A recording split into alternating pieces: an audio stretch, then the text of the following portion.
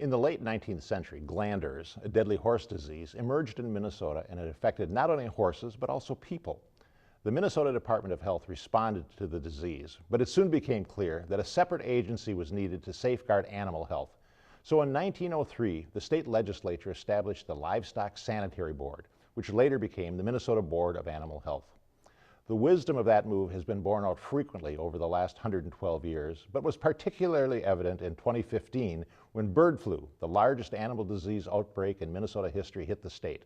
The Minnesota Board of Animal Health led and coordinated the response of multiple state and federal agencies and over 100 poultry producers and businesses to address this threat. We'll be looking at the activities of the Minnesota Board of Animal Health on today's episode of A Public Health Journal. Please stay tuned. Welcome to A Public Health Journal, a program that explores public health issues facing our society today and tomorrow. The host of the show is Dr. Ed Ellinger, Commissioner of Health for the state of Minnesota. A Public Health Journal is sponsored by the Minnesota Department of Health and the Hennepin County Human Services and Public Health Department, all working together towards the goal of healthy people living in healthy communities. Welcome to A Public Health Journal. Minnesota is the country's largest producer of turkeys, second in pig production, and eighth in overall forms of livestock. Livestock constitutes over 50% of our agricultural income and contributes over $5 billion to the state's economy. Obviously, the health of our domestic animals is important to the health of our economy. But we are also learning that the health of animals in multiple ways is important to the health of humans. Because of the importance of animal health to the health of all aspects of Minnesota, I've invited Dr. Beth Thompson to join me on today's show to talk about the Minnesota Board of Animal Health. Dr. Thompson is the Assistant Director of that board. In addition to her training as a veterinarian specializing in swine medicine, she also has a law degree. Beth, welcome to our program. And thank you for the invitation. Yes, and I think people sort of separate animals and people. I mean, we know where they interact, but we're going to talk about the fact that the animal health really impacts human health in multiple ways. But before we get to those specifics, tell us a little bit about the Board of Animal Health. In my introduction, I said, it started in 1903. So tell me, why did it get started in the first place? Back in the 1800s, Minnesota's always been an agricultural economy, and people had horses. The horses at that time, though, some of them were coming down with this disease that you mentioned, glanders, is a respiratory disease. That disease, unfortunately, was also affecting humans. So the Department of Health saw it wise to bring a veterinarian on board and start working with that disease and also tuberculosis that we had in the state at the time. So that was the true start of the disease. I know beginning in 1900, 1902, somewhere in there, the livestock groups came together with the Department of Health and really asked the legislature to begin a board, to have veterinarians out there looking at the health of animals. Yeah, you mentioned it, and most people are surprised to know that we at the Minnesota Department of Health also have a veterinarian on staff. Right. Looking at the human side of the animal interaction, and you're looking at the animal side of that human interaction. So what does the board do? What is the role of the board? The real base of our work is our list of reportable diseases, and that list includes, of course, foreign animal diseases, foot and mouth disease, some of those diseases that are foreign to this country. We also listen closely to our livestock groups, and if there's a disease that's important to them, that will go on to our reportable disease list, and then working with the Department of Health, those zoonotic diseases. And we think about rabies, anthrax, influenza viruses. So we focus our work on those diseases and the species involved. Right. So we have a list of reportable diseases that people have to report to the health department, things that affect humans. So you have the same kind of list. And then what do you do with those, when you get a report of those diseases, what do you do with that information? Some of those diseases are, local here to Minnesota, but a lot of those we have to work closely with USDA, the United States Department of Agriculture, and there are programs in place for reporting through that, because as we see with a lot of diseases in animals, it affects our trade internationally, not just nationally. Mm-hmm. And so the board is made up of whom? The state health department used to have a board of health, and it had a whole variety of constituents who were on that, and it became then part of a state agency, reporting to the governor. Who's on the board of animal health? We truly have a citizen board. It's made up of 5 people. 3 of those come from the large livestock groups in Minnesota, poultry, cattle, and hogs. and then 2 veterinarians. That board is appointed by the governor, and it's a rotating basis.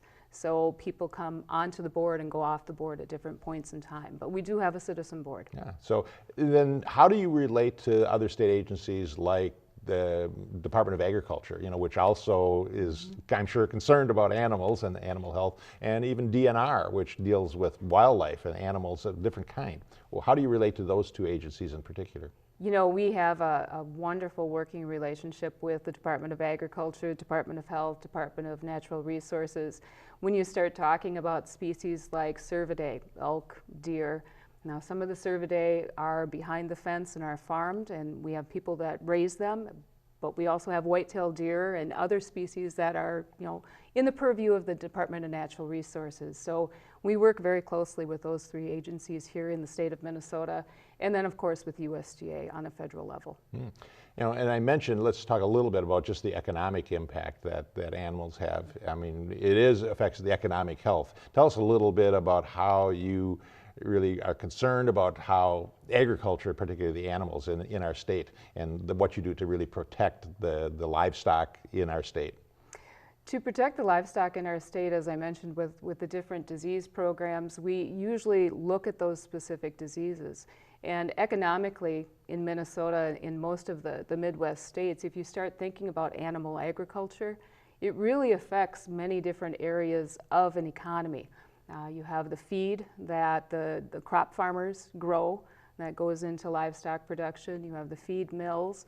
You have the folks, I look at my family and I've got extended family involved in finance and insurance, specifically for livestock production and crop production.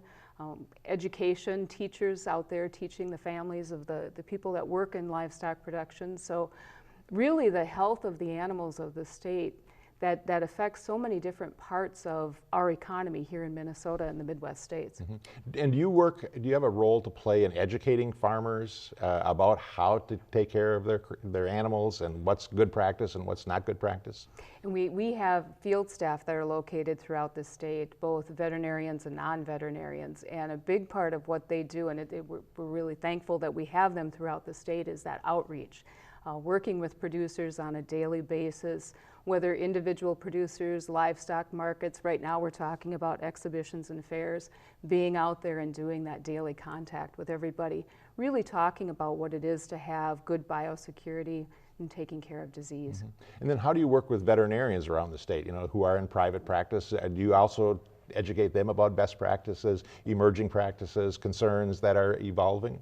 They are a huge portion of what we do because, in addition to our field staff, they're the ones that are out there and working with the individual farmers. So yes, we do a lot of outreach with veterinarians. Okay, good. Well, I want to talk then next about the sort of the impact that animals have on human health and that human-animal bond and connection. But first, we need to take a little break.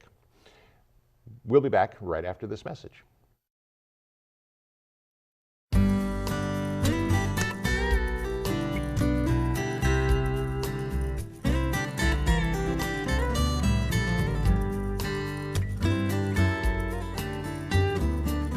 Hey, did you know 2.4 million loving cats and dogs in shelters and rescues need our help to find a home? Let's go to the shelterpetproject.org and meet if you are in a shelter near you. Harlow, oh, she's one great listener who loves to hear all your stories. My kind of cat. Cerulo is a sweet, goofy boy who's eager to please. Sounds just like another dog I know. So go to the shelterpetproject.org, search your local shelters and rescues, and go for a cuddle with your next best friend. Adopt.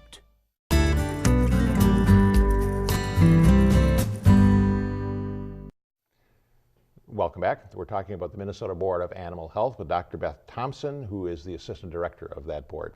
Beth, let's talk about that relationship between animals and people. When you're looking at it, what do you see as sort of the impacts that animals have on the health of humans? What are some of the things that are in your concern list, your purview that you're always working on? When we talk about some of the diseases, and again we go back to those zoonotic diseases, whether it be something like tuberculosis, we know animals can get tuberculosis. We dealt with tuberculosis in cattle in northwestern Minnesota just a few years ago, back in 2005. That is a big concern when we have workers and employees and farmers dealing with animals with some of those zoonotic diseases. Another good example. When you say a zoonotic disease, what do you mean by a zoonotic disease? A disease that affects both humans and animals, and again, going back to something like rabies. I think most folks are in tune with rabies and the concerns that brings when there is a rabid animal or a possible exposed animal, and the impact that can have on families. So overall, what the board tries to do, especially when we're talking about zoonotic diseases, is work very closely with our human health partners and make sure that not only is the disease contained, but also look forward to what is the research that we need to be doing, what is it that we can be working on for the future of One Health. Mm-hmm. And then how does, the other thing that in terms of keeping animals healthy, particularly when you're working with large flocks and large herds, the use of antibiotics to treat when animals get sick, they get treated, and just like humans, we're always concerned about, are we using the right antibiotics? Are we using too much? Because antibiotic resistance is developing a problem. How do you think about antibiotic use within animals? Right. The Board of Animal Health really doesn't get involved with antibiotic use per se, but as a veterinarian, I took an oath, and that oath includes the furtherance of public health and research. Antibiotics has become a big issue, and I know within the last year or two, all the way up to the federal level, groups have been formed to actually look at what it is that antibiotics are being used for, not only on the animal side, but also on the human health side. And I think it's really important that we get that denominator of what antibiotics are being used, what is their usefulness, and again, looking forward to what is it we can be doing differently. Mm-hmm. So are you involved in some of the conversations about antibiotic use with the local veterinarians, with the livestock producers? Because we want a good healthy food supply, and antibiotics are useful in treating animal diseases, but we also again don't want too many to be used inappropriately. So are you part of that conversation? Even though you're responsible for that? Right, and it is a conversation that has been going on. When you think about the livestock groups, especially the swine and poultry groups, that conversation has gone all the way up to the top, and they're looking very closely at what types of practices they have. Certainly when you're talking about producers, those livestock farmers, that's their livelihood, and they want to make sure that they're doing the right thing. And the groups that work with them, the livestock groups, are certainly pursuing that, and we are part of that conversation. Yeah. So I know that most people are carnivores. They eat meat, mm-hmm. so that they add nutrition to our diet. The use of antibiotics and the health of animals impacts the health of humans. But there's also environmental health impacts. How animals are raised, their use of water, and are you engaged in some of those conversations? And again, it doesn't fall into the purview of the board, but certainly because we deal with the livestock groups, we are knowledgeable about the different practices and the conversations that are going on. A lot has changed since I was growing up. The difference in manure spreading from the late 1980s, 90s to what it is today, the huge progress that's been made. And again, I go back to, the livestock farmers realize that they need to continue with environmental standards and looking at what it is, what impact they have. So, the continuing research that they're doing is really involving everybody and thinking about the environment too. And I was just thinking, 100 years ago, herds were in larger amounts of land. They didn't have the massive sort of factory farms where you have thousands of head. And now they are much packed together. That must change how you practice veterinary medicine. It does. When I was out in swine practice for a short period of time, and although it is still about the individual animal and treating that sick animal, veterinarians really have to look at the whole herd and what is the impact of the nutrition the herd is getting, what is the impact of whatever transport that the herd may go through. All of those things go into that herd health. Okay. One of the things I think most people recognize is swine, or the bird flu, not swine flu, bird flu, that really we saw in the summer of 2015. To explain how you were engaged in that at the Board of Animal Health, because you really were the lead agency. Why was this a concern? Why was it a concern? And we know it's a concern for the poultry producers. And why is it a concern for the farmers themselves? First of all, I think it's a good place to start would be the difference between low-path avian influenza and high pathogenic avian influenza. We divide those two out because we do see low pathogenic avian influenza in the state almost on a yearly basis. It's one of the diseases that we've been dealing with probably since the mid-1980s. Low pathogenic avian influenza, you might not even know that there are clinical signs, meaning the birds might have a drop in egg production if they're layers, there might be some coughing, minor signs, and they can be marketed. High-path avian influenza. And they usually live through it. And they usually live through it, yes. And this high-path avian influenza that we saw introduced in March, it's a completely different story. This was a foreign animal disease. This, within a few days, the mortality rate, the number of birds that died, just skyrocketed. Severe impact to the turkey farmers and the other poultry folks that had seen the disease here in Minnesota. So our involvement in this disease, working together really with the Minnesota Department of Agriculture and USDA, some other agencies too, was to respond to this disease. Mm-hmm. So how did it get into the state? That's a wonderful question.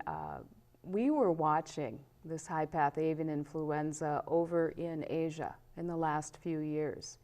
And if you think about our migratory waterfowl and the different paths that they take, we're thinking that there was probably an overlap between the waterfowl in Asia with the waterfowl on the West Coast. We did see some high path on the West Coast in late 2014, and then we saw it on the Mississippi Flyway. So more than likely it did come up through the wild waterfowl migratory patterns. So this is high path avian influenza, low path in the migratory waterfowl. They don't die from it, but transmit it? Exactly, they don't die from it, and a lot of them don't even show any clinical signs, so we don't even know they're sick. Okay, good. Well, I want to go into a little bit more about the response to the avian influenza because it's such an important part of what has happened here in the last year. But first, we need to take another little break. We'll be back right after this message.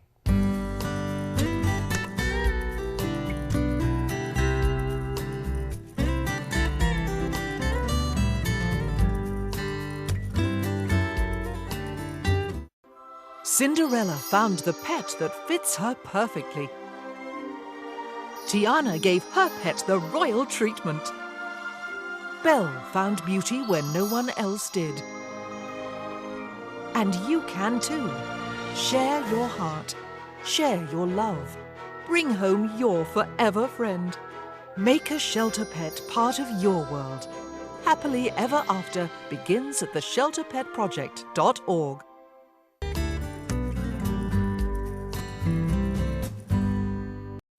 Welcome back. We're talking about animal health with Dr. Beth Thompson, Assistant Director of the Minnesota Board of Animal Health.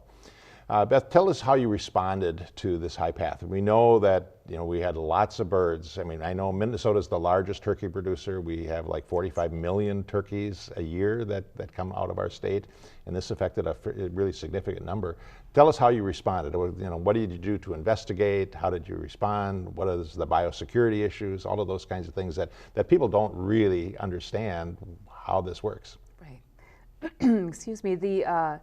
The first call that came into another one of our assistant directors who works closely with the poultry folks out, especially in western Minnesota.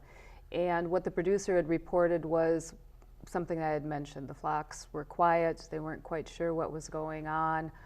They had increased mortality, although it was just a few birds at a single time.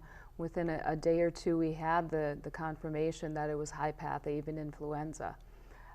It's easiest if I break it out into two parts. First of all, the infected farm, and then what goes on around the infected farm. On the infected farm, of course, we quarantine. Because it is so contagious and so deadly, we did depopulate the infected flock. And then we draw a circle around that, a 10-kilometer circle, and within that circle we do surveillance to make sure that it hasn't passed to any of the other flocks within that 10 kilometers.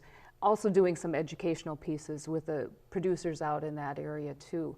So that's what happened on the first flock. But of course, as you mentioned, we had over 100 flocks. By the time we got to flocks, probably 4, 5, somewhere in that area, we had called in our resources from USDA. We were working with the Department of Ag already. So at certain points in time, depending on where we were with the infected flocks, those premises, those farms, and doing the surveillance. We had between 500, 750 people per day just working on avian influenza. We've gotten to the point now where those infected sites, a lot of them have composted the mortalities, and they've moved on into cleaning. They're moving on into restocking, and we do have approximately 20 of those sites right now where the quarantine has been lifted and they have birds back in their barns. Now I learned that there's a lot of biosecurity that goes on routinely when you have these large breeders and producers that, you know, getting an infection in there is really important, you know, or dangerous. So you have biosecurity. What does that mean in terms of these poultry producers? Biosecurity really means keeping any diseases that are not on the farm or in the farm off the farm. So it means washing your boots, changing your coveralls. Some sites have shower in, shower out, so before you get into the animals or the birds, you have to take a shower and put on specific clothing. Washing your vehicles before they come in, making sure that in the case of poultry, you don't have introductions from wild waterfowl. As I mentioned previously, you know, a lot of that, the thought is virus, keeping the virus or other diseases off the farm and away from the animals. So how do you think this virus got into the flocks? And then I go back to the wild waterfowl. We are the land of 10,000 lakes and probably a lot more streams, puddles, swamps. It's probably very likely because we saw those introductions in the beginning of the year. The birds were either flying over or stopping over in the state of Minnesota. Now, there were a lot of backyard flocks also, but I understand they weren't as greatly affected as the larger producers. Is there some reason for that? You know, that is an excellent question. We did have one backyard flock that was affected. For all of the testing that we did across the state, we didn't find any additional backyard flocks. There is one thought that, you know, most folks, I know when I get some chickens, when people get chickens, it's later in the spring, and possibly that migratory waterfowl movement had already gone through. Now, I know there's been concerns about vaccination of birds. Tell me the controversy about that. Why wouldn't we, if we had a vaccine, why would we not want to vaccinate birds? There is a controversy with the vaccine because a lot of the trading partners that we have internationally, if we do vaccinate and they import our products, it affects their own, what they do in those countries. Certainly, if you have a vaccinated bird, it's difficult to tell whether or not that vaccine is vaccine or if it's a virus. So it affects our international trade, and people are trying to understand if there's a way we can make a vaccine that would be, you could tell the difference between a vaccine and a true virus introduction. Yeah. So there's a lot of economic issues, yes, not only just if they're alive or dead, but also what has been into this. Right. You know, and so I suspect we trade with partners throughout the world. Where are the biggest trading partners in terms of our poultry? You know, I think they're pretty close here. I think Canada and Mexico are big trading partners for our poultry. Okay, and we're looking at these birds, you know, that we've had this big outbreak in the summer of 2015. Do you think it'll come back? I mean, are we anticipating it? And do you think this is going to spread to other parts of the country? We've had some on the West Coast, we've had some in central United States. Is it going to go to the East Coast as those wildfowl, you know, mingle up at the North Pole or down in the South?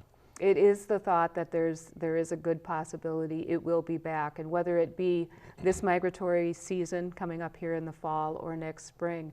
And certainly everybody across the country, you think about the egg layers that are out on the East Coast, they're doing a lot right now to prepare. We had folks come in from some of the East Coast states to work with us during our response, to learn about what we're doing here in the Midwest. Right. And did any workers working with these sick birds get ill?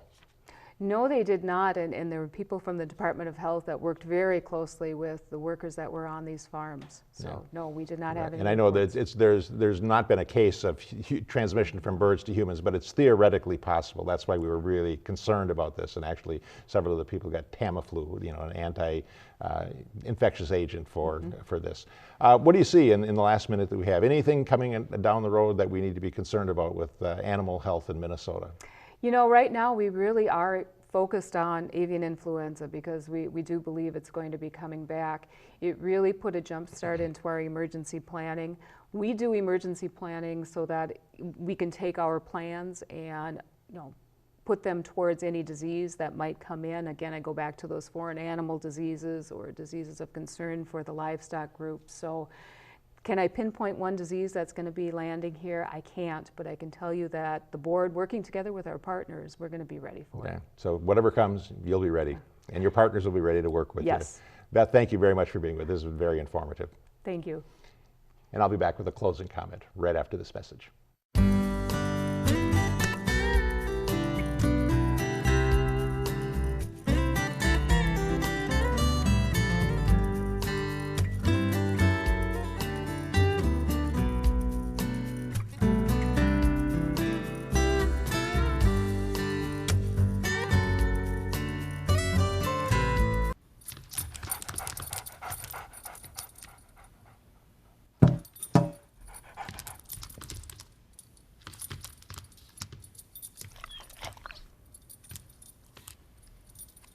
There's a shelter pet who wants to meet you.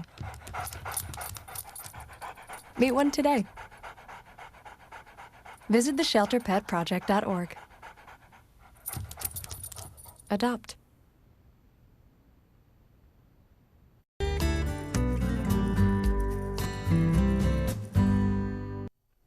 Worldwide, nearly 75% of all emerging human infectious diseases in the past 3 decades have originated in animals.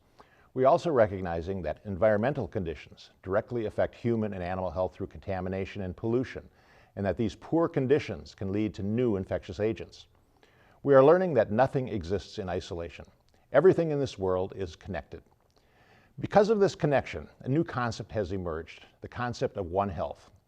One Health is the recognition that the health of humans, the health of animals, both domestic and wild, and the health of the environment are all interconnected. The notion of One Health has led to collaborative efforts of multiple professionals from the human, animal, and environmental health sciences working locally, nationally, and globally to attain optimal health for people, domestic animals, wildlife, plants, and our environment. With the projected growth of the world's population from 7 billion today to 9 billion by 2050, we will need this One Health approach if we are to provide adequate health care, food, and water for the growing global population. In Minnesota, we have seen the need for a One Health approach, and state agencies and their partners are moving in that direction because, as Lonnie King, former director of the National Center for Zoonotic, Vector-Borne, and Enteric Diseases at the Center for Disease Control and Prevention said, quote, "This moment in time demands that scientists and healthcare workers move beyond the boundaries of their professions and adopt a One Health mindset to match the scale and complexity of human and animal health needs. Nothing less is acceptable. Our world hangs in the balance as we race to come to grips with the new microbial mysteries around the world." End quote. And that's all for today. Thanks for watching. I hope you can join us again next time on A Public Health Journal.